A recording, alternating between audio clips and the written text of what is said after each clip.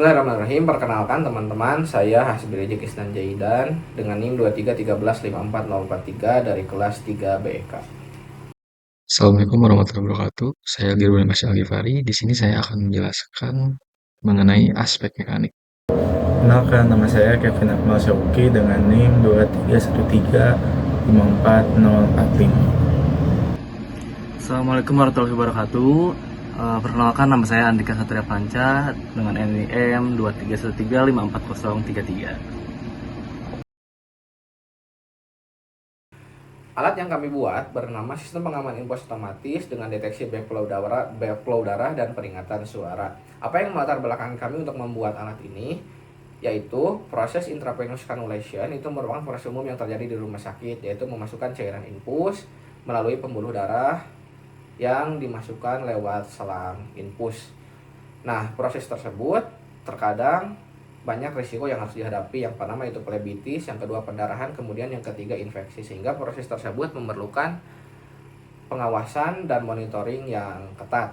Salah satu yang menjadi kendala dalam proses tersebut adalah adanya backflow darah atau aliran darah balik. Aliran darah balik itu terjadi ketika cairan infus itu sudah habis, maka udara yang ada di dalam selang infus itu lebih kecil dari massa darah, yang mengakibatkan darah itu akan masuk ke dalam selang infus tersebut. Itulah yang disebut sebagai backflow darah atau aliran darah balik.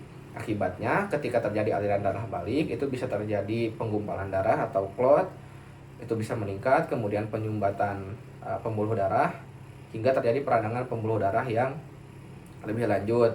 Sehingga kejadian tersebut harus segera dideteksi oleh tenaga kesehatan yang ada di rumah sakit.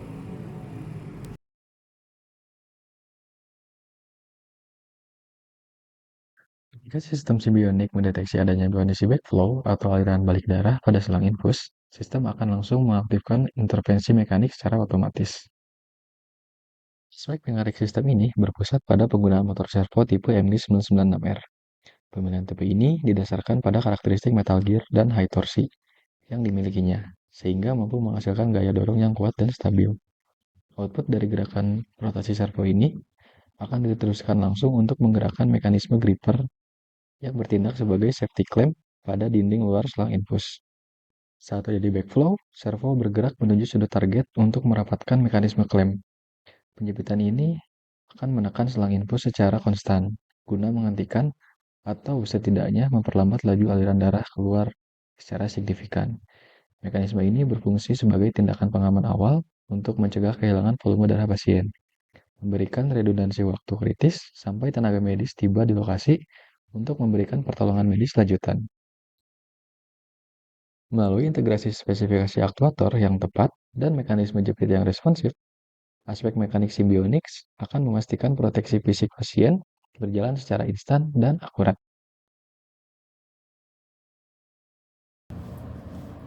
Selanjutnya, di sini saya akan menjelaskan aspek elektronik dari sistem pengaman infus otomatis dengan deteksi backflow darah dan peringatan suara. Di sini kami menggunakan 3 buah baterai li-ion sebagai supply dari sistem yang akan dijalankan. Nah, baterai tersebut menggunakan baterai tipe 18650 dengan kapasitas sebesar 1200 mAh. Nah, dari baterai ini dihubungkan secara paralel ke dua buah buck converter LM2596, yang mana salah satu buck converter itu akan dihubungkan sebagai supply dari microcontroller SP32, yang satunya digunakan untuk supply dari servo MG996R. Selanjutnya ada satu sensor yang kami gunakan, yaitu sensor TCS3200, yaitu sensor warna.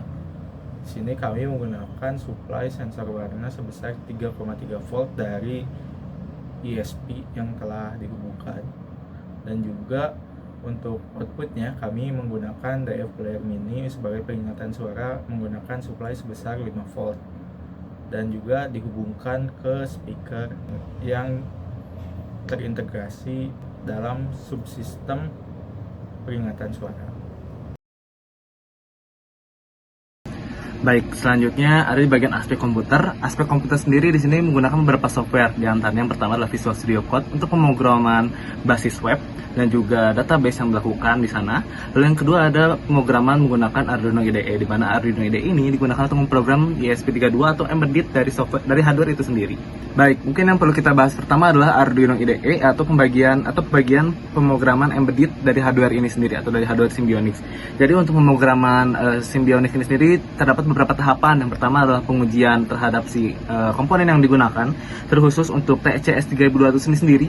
Karena TCS 3200 ini sendiri itu karena memiliki sensitivitas dan juga hasil ADC yang berbeda-beda tiap komponen TCS ini sendiri, maka digunakanlah atau dilakukanlah sebuah kalibrasi, di mana kalibrasi ini kita ingin mencari nilai minimum dan maksimum dari pembacaan nilai RGB itu sendiri terhadap beberapa warna, yang dimana nanti nilai parameter itu digunakan sebagai parameter utama dalam main program dari embedded ini sendiri, yang nantinya digunakan sebagai pengukuran dan juga basis dalam mendeteksi warna merah itu.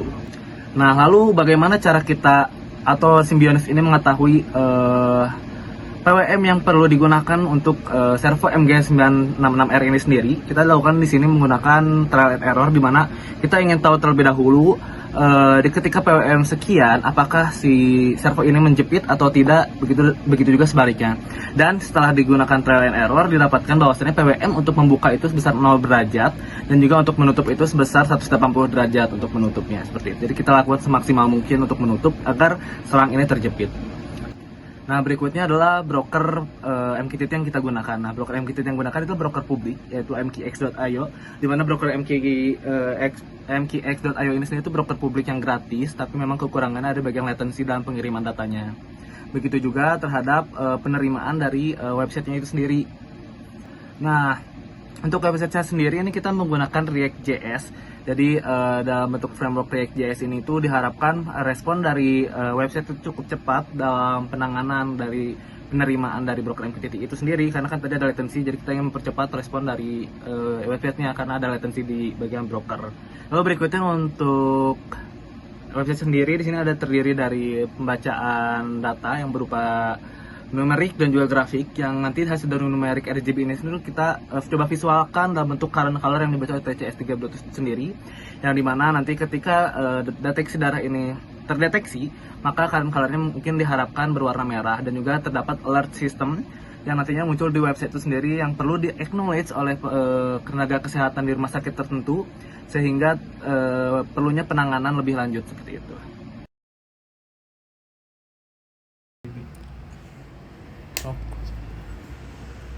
Langsung bagusnya.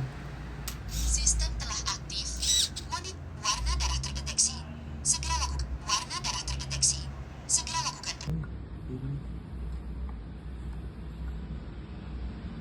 Itu mah reset kan itu. Sistem telah aktif.